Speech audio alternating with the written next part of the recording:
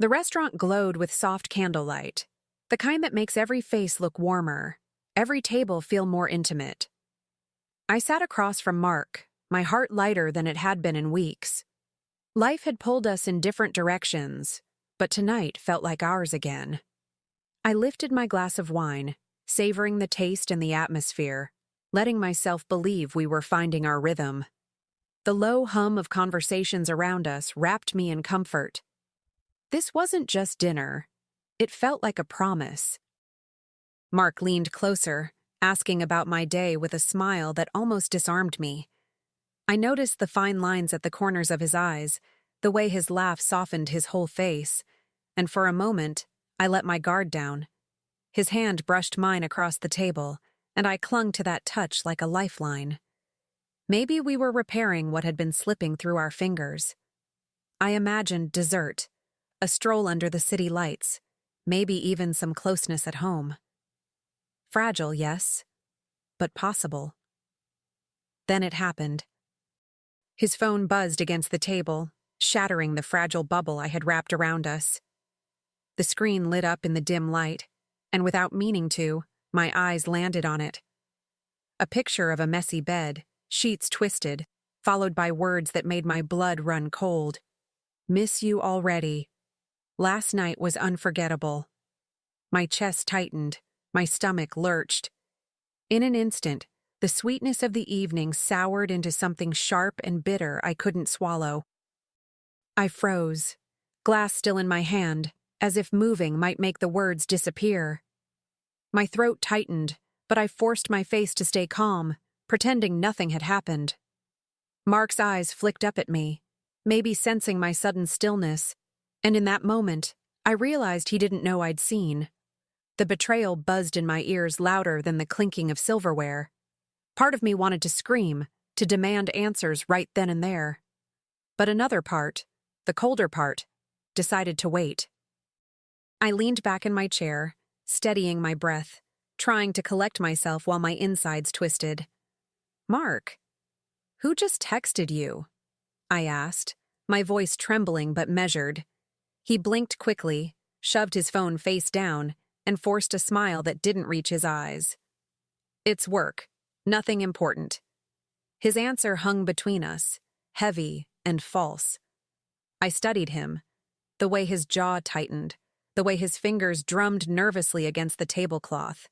He was lying, and we both knew it. "Work sends you pictures of beds?" I pressed, my tone sharper now, though I tried to keep my composure. His eyes widened, and for a second he stammered, caught between excuses. "You must have misread," he muttered, his voice cracking just enough to betray him. "It's not what you think." Oh, but I knew exactly what it was. That message was no mistake, no misunderstanding. It was a confession wrapped in pixels, handed to me like a dagger in the middle of our dinner. I sat there, every muscle in my body screaming to explode, yet I forced a smile that didn't belong to me. I picked up my fork, cutting into food I could no longer taste, chewing just to keep myself from shaking. Around us, waiters carried trays, couples laughed, glasses clinked. To anyone watching, we looked like a normal pair sharing a pleasant evening. But inside me, something cracked. Quietly, almost invisibly, like glass under pressure. And once that crack began, it wouldn't stop spreading. Mark cleared his throat, trying to redirect the night with small talk. "The wine's good, isn't it?" he said, his voice too bright, too rehearsed. I nodded slowly, letting him think I was swallowing his story, though my thoughts churned. Every word he spoke felt like a performance, each smile another mask layered over betrayal.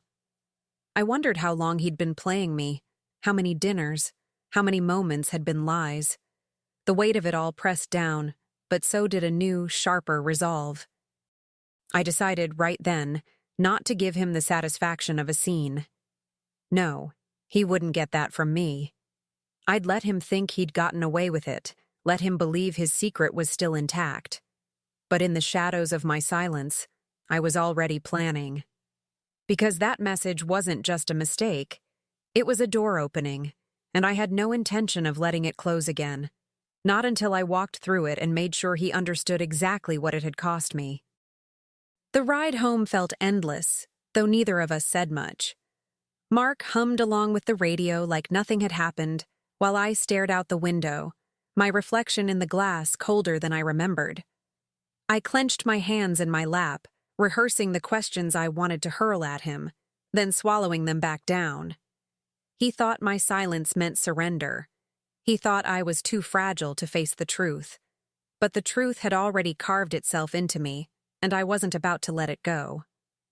When we finally walked through the door, he kicked off his shoes, loosened his tie, and acted as if the evening had been uneventful. I followed him with steady steps, watching every move. I waited until he went to the kitchen for a drink, then picked up his phone from the counter. My hands trembled, not from fear, but from the fire burning inside me.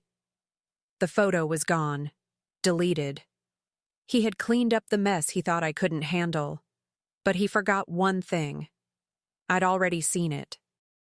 He came back, glass in hand, and froze when he saw me holding the phone. "So," I said, my voice low but sharp, "you deleted the photo? But you forgot I saw it first." His face hardened instantly, the charm slipping away like a mask cracked down the middle. "Why are you going through my phone?" he snapped, his tone dripping with accusation. "Don't you trust me?" The audacity of it almost made me laugh. He wanted to twist this, to turn me into the villain. But I wasn't playing that role. Not tonight. My pulse pounded in my ears, but I held his gaze without flinching. "Don't twist this around," I shot back, my voice firmer now. "While I sat across from you at dinner, she was texting you from our bed." The word bed felt heavy, bitter, and deliberate. Mark's jaw tightened, his hand gripping the glass so hard I thought it might shatter. He wanted to deny it, but he couldn't. The evidence wasn't just digital, it was etched in his reaction, in his fear of being exposed. He set the glass down, his tone suddenly cooler, more calculated. "Sophia," he said slowly, almost condescending, "maybe this marriage isn't working anymore." The words sliced through me, each one a dagger aimed at the woman who had sacrificed, forgiven, and tried to rebuild. For a split second, I felt my chest cave in, the air knocked out of me. He wasn't even fighting for us. He was discarding me, like I was the burden, not his betrayal. That's when something inside me shifted from pain to steel. I looked at him, my heart breaking, but my mind sharpening. His betrayal had gutted me, but his cold dismissal lit a fire I hadn't felt before. If he wanted out, then fine. But he wouldn't walk away unscathed. I wouldn't let him rewrite the story to make me the fool. That night, as he walked away from me, muttering excuses and half-truths, I made myself a quiet promise. If he thought he had the upper hand, he was about to learn otherwise. I lay in bed that night, staring at the ceiling, the silence pressing down on me like a weight. Mark slept beside me, or at least pretended to, his breathing heavy and even. I wanted to reach over, to shake him awake and demand the full truth, but I held back.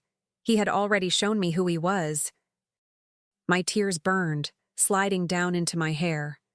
But even through the ache, one thought anchored me. He wasn't going to get away with this.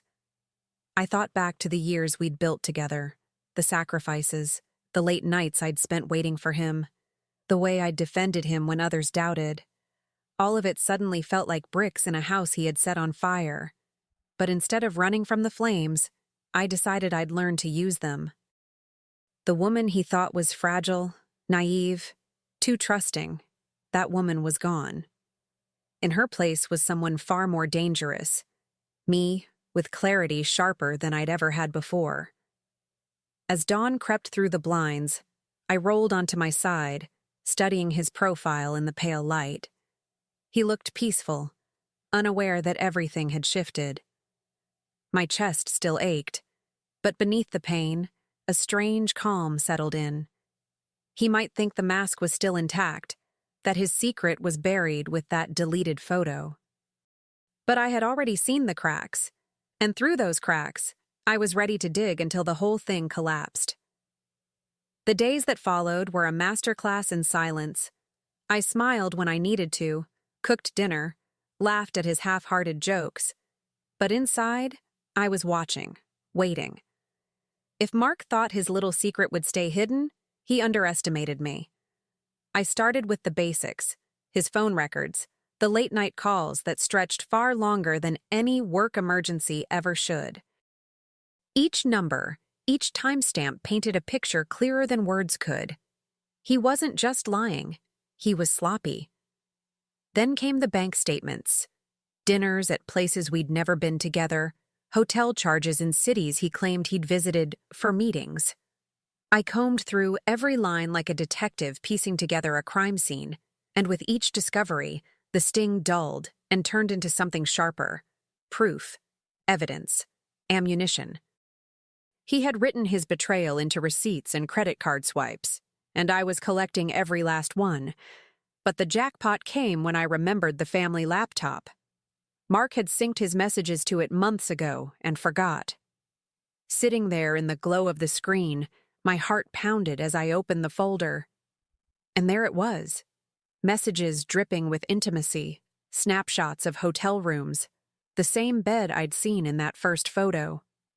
Every detail was spelled out, like he'd wanted me to find it. I leaned back, breath shaking, but this time, it wasn't grief I felt. It was resolve. I printed everything, texts, receipts, call logs, slipping them neatly into a folder I kept hidden in the back of my closet. Each page felt like both a wound and a weapon, cutting me but arming me at the same time. I wasn't rushing into a fight. No, I wanted this to be airtight, undeniable. I wanted him cornered with no room to twist the truth. Revenge, I realized, wasn't about shouting. It was about precision. One evening, over coffee at Claire's kitchen table, I finally let someone in on the storm I was carrying. "He doesn't even hide it well," I whispered, sliding the receipts across to her. Claire's eyes widened, fury flashing in them like sparks. "Sophia, you have everything you need to end him. Don't let him walk away clean." Hearing her say it out loud felt like gasoline to the fire I'd been tending. She wasn't just my friend, she was my witness, my anchor. I gripped the edge of the table, my voice steady even as my pulse raced. "I won't," I told her, my jaw tight. He embarrassed me in public. He sat across from me at dinner while she texted him from our bed. Now I'll return the favor. Claire reached across and took my hand, her grip firm, her eyes fierce. In that moment, I wasn't just a wife betrayed. I was a woman preparing for war. Nights became my battlefield. While Mark snored in bed, I sat in the glow of the laptop, scrolling through every thread, every line of their secret world. Her name appeared again and again, dripping with endearments that once belonged to me. The sting was sharp at first, but with each word I read, the pain hardened into strategy. I wasn't just uncovering his affair. I was building the stage where he'd be forced to perform the truth. There were moments when doubt tried to creep in, whispering that maybe I should just leave quietly, spare myself the drama. But then I'd see another photo, another hotel charge, another smug little "miss you already." And that doubt dissolved into clarity. Walking away silently would mean giving him freedom without consequence.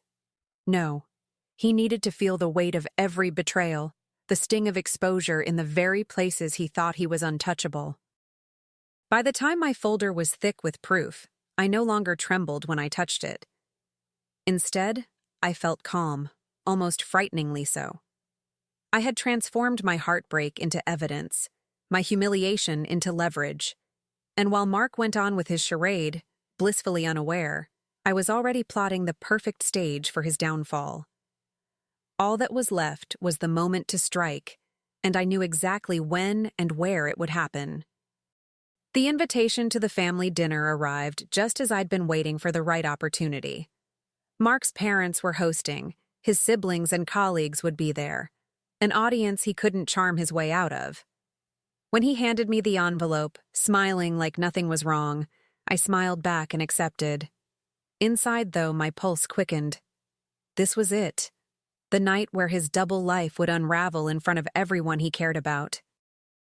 I prepared carefully, slipping the folder of evidence into my bag like a secret weapon. The night of the dinner, I dressed with precision. Elegant, composed, every detail deliberate. If he expected me to crumble, I'd give him poise instead. As we drove to his parents' house, he made small talk, humming along with the radio, unaware of the storm sitting quietly beside him. I answered with nods, my mind rehearsing every word I planned to deliver. When we walked into the dining room, the air was warm with the smell of roast and the hum of conversation. His family greeted us with hugs, smiles, polite chatter. I returned their warmth, all while holding a steady mask over the truth I carried. I sat down beside Mark at the long table, my hands folded neatly in my lap. No one could see it yet, but this was no ordinary dinner. Tonight, I was both guest and executioner. The clinking of silverware and polite laughter filled the room, but all I could hear was the steady beat of my own heart. Mark sat beside me, leaning in to tell his brother a joke, oblivious to the trap tightening around him. I waited, patient, biding my time as the courses came and went. Every smile I offered, every nod, was a thread in the mask I wore. He had humiliated me over dinner once. I was about to return the favor, and mine would leave scars. Halfway through the main course, I set down my fork and reached calmly into my bag. The room buzzed with conversation, no one noticing until the sound of paper sliding across the table caught their attention. I stood, my voice clear and steady, cutting through the chatter. "Mark," I said, projecting just enough to command the room, "remember when you told me it was just work?" All eyes turned to me, forks frozen midair, curiosity sparking. He looked up, startled, his face paling. "Sophia, sit down," he hissed under his breath, panic flickering in his eyes. But I wasn't sitting. I lifted the printed photos and messages, laying them out like cards in a game he was destined to lose. "Because here's the kind of work you've been doing," I announced, my voice unwavering. Gasps rippled around the table, his mother's hand flying to her mouth, his brother's face hardening in disbelief. Mark's mask was crumbling in real time, and everyone was watching. Mark's voice cracked as he reached across the table, trying to grab the papers. "Sophia, stop! This isn't the place!" His panic only fueled me. I pulled the folder back and gave him a smile so calm it must have terrified him. "The place?" I repeated, my tone edged with steel. "You humiliated me at dinner with your mistress's texts. Now everyone deserves to see who you really are." The silence that followed was heavy, suffocating. His mother's voice trembled. "Mark, is this true?" Her question sliced through the air, each word like a nail in the coffin of his reputation. Mark's face reddened, his mouth opening and closing as he scrambled for excuses. He muttered about misunderstandings, about me being overly emotional, but the evidence lay bare on the linen tablecloth. His siblings stared in shock. His colleagues whispered behind their hands. The fortress he had built, his image, his charm, was collapsing right in front of them. I didn't shout. I didn't need to. My power was in my composure, in the fact that I had turned his lies into undeniable truth. With every second that passed, the shame burned deeper into him, and I let it. Finally, I straightened my shoulders, folded the remaining papers, and slipped them back into my bag. I didn't storm out. I walked with quiet grace, leaving the table in stunned silence. The damage was done. And this was only the beginning. The morning after the dinner, I woke with a strange calmness in my chest. The storm had already torn through, and all that was left was clarity. Mark shuffled around the kitchen, avoiding my eyes, his movements jittery and small. He hadn't said a word since the night before, but he didn't need to. His silence was an admission, and I no longer cared to hear his excuses. I had bigger plans that involved ending this on my terms. By mid-morning, I was sitting in a polished office, a folder of evidence resting on the lawyer's desk. The air smelled faintly of leather and fresh coffee, grounding me as I leaned back in the chair. "With this much proof, Sophia," the lawyer said, adjusting his glasses as he flipped through the pages, "the court will favor you."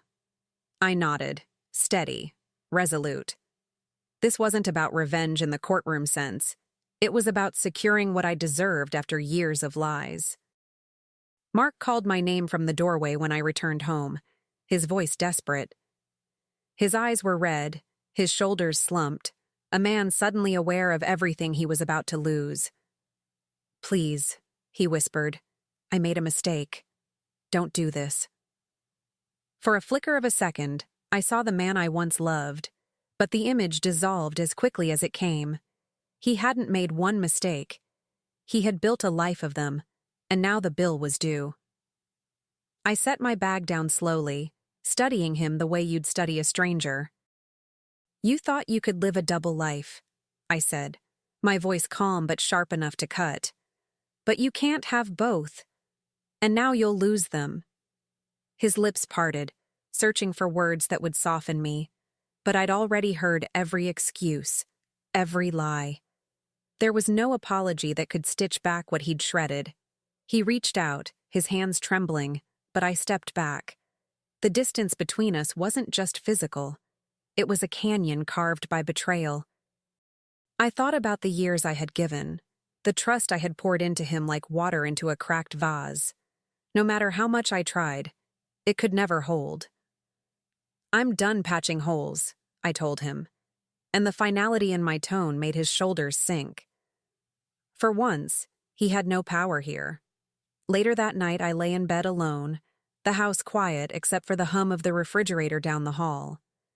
I should have felt empty, but instead, there was a strange peace settling into me. I wasn't naive anymore, wasn't clinging to what once was. The papers were in motion, the evidence airtight, the outcome certain. He might beg, he might rage, but none of it mattered now. My future was no longer tied to his deception. It was mine to claim. The following week, I walked back into my lawyer's office, papers signed, decisions sealed. Each signature felt like a release, as if I was cutting away the last strings that tied me to him. When I looked up, the lawyer gave me a reassuring nod. "You've done the hard part," he said softly. I smiled faintly, realizing he was right. The hardest part wasn't leaving Mark. It was letting go of the woman who once believed his lies. At home, Mark was waiting, slouched on the couch, his face hollow. "Sophia," he said, his voice barely a whisper, "don't do this to me." I stood in the doorway, holding my purse, feeling the weight of his words roll off me like water off stone. "I'm not doing this to you," I answered quietly. "You did this to us." His mouth opened, but no sound came. For the first time, he was speechless, and I savored it. Walking upstairs, I felt taller than I had in years. Each step carried me further from the shadows of betrayal and closer to the life I was reclaiming. In the stillness of my room, I opened the window, letting the cool night air wash over me. The chapter with Mark was closing, but the story of me, stronger, sharper, freer, was only just beginning. And deep down, I knew his downfall was the beginning of my rise. Months later, I found myself back at the same restaurant where it all began. But this time, the weight in my chest was gone. I wasn't sitting across from lies and betrayal. I was surrounded by friends, their laughter filling the air like music. The flicker of candlelight no longer mocked me. It warmed me. I raised my glass, the clinking of crystal echoing against the walls, and for the first time in a long time, I felt free. Halfway through dessert, My phone buzzed on the table. For a moment, my heart jolted, an echo of that night. But when I looked down, a smile spread across my face. It was a simple reminder. My spa retreat was booked, a gift to myself with the settlement money he thought I'd never claim. The message was short, ordinary, yet it carried a weight no one else at the table understood. It wasn't just a reminder. It was proof of my new beginning. Claire leaned toward me, her eyes twinkling with curiosity. "Do you ever think about him anymore?" she asked, her voice soft, almost cautious. I lifted my glass, catching the light, and let out a laugh that was lighter than I remembered myself capable of. Only when I remember that the best message I ever got was hers. It set me free. The table erupted in cheers, glasses raised, and I felt it deep in my bones. I wasn't just surviving, I was finally living. The weeks that followed felt like stepping into sunlight after years of living in shadows. I filled my days with things I'd once pushed aside: painting, yoga, long walks by the river with Claire. Even the simplest rituals, like brewing my morning coffee or reading on the porch, felt sacred now. They weren't just routines. They were reminders that I had survived, rebuilt, and chosen myself over his deception. Every small joy was a quiet victory. There were moments when memories tried to claw their way back, the dinners, the late-night talks, even the laughter we once shared. But instead of drowning me, those memories became mirrors. They showed me who I had been and who I would never be again. A woman waiting, hoping, shrinking for someone else's love. I had outgrown that version of myself, and when the ache tried to creep in, I met it with gratitude because it reminded me of how far I'd come. One evening, as I stood in front of the mirror before heading out with friends, I barely recognized the woman staring back at me. Not because she was different on the outside, but because of the fire in her eyes. Stronger, sharper, unafraid. I smiled at my reflection, whispering to myself, "You're finally free." And for the first time, I truly believed it. The past was behind me, and the future was mine to shape, on my terms and no one else's. The spa retreat finally arrived, tucked away in the mountains, where the air smelled of pine and freedom. Wrapped in a soft robe, I lay back and let the warmth of the sauna wash years of tension from my body. For once, there were no buzzing phones, no secrets hiding in plain sight, no lies to unravel. Just me, whole, steady, and finally, at peace. I closed my eyes and let the silence cradle me like a promise of better days ahead. On my last night there, I sat under the stars, the sky stretching wide and endless above me. I thought about how close I'd come to losing myself, how easily I could have stayed trapped in that cycle of betrayal. But instead, I had chosen to fight. Not just for justice, but for myself. The darkness had tried to swallow me, but I'd carved my way out, carrying my dignity like a torch. And now, the night no longer scared me, it inspired me. When I returned home, my friends welcomed me with open arms, laughter spilling into the room as we shared wine and stories. Claire raised her glass high, and I followed suit, my heart swelling with gratitude. "To freedom," she said, her eyes locked with mine. "To freedom," I echoed, the words rolling off my tongue like a victory song. And as the glasses clinked together, I knew the truth. I hadn't just ended a marriage. I had begun a life I truly owned,